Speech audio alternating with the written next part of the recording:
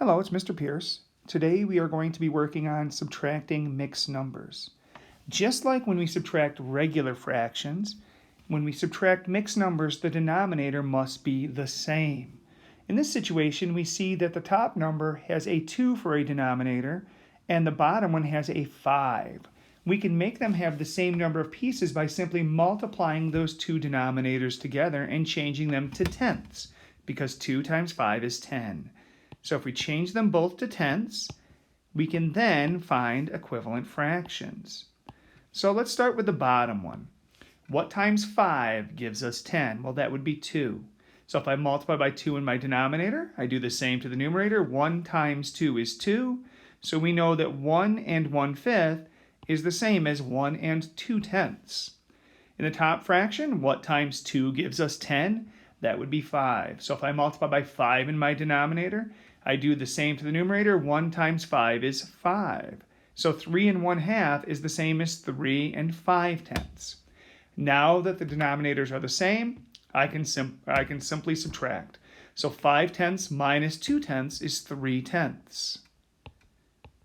And then we subtract the fraction. 3 minus 1 is 2.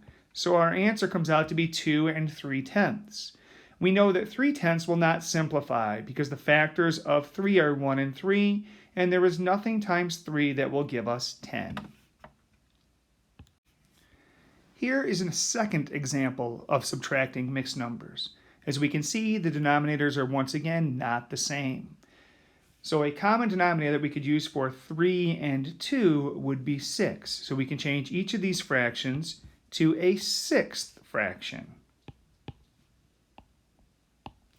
Okay, in the bottom one, 2 times 3 is 6. So if I multiply by 3 in my denominator, I do the same to the numerator and I get 3. So 1 and 1/2 is the same as 1 and 3/6. In the top one, what times 3 gives us 6? That would be 2. So if I multiply by 2 in my denominator, I do the same to the numerator. 2 times 2, of course, is 4.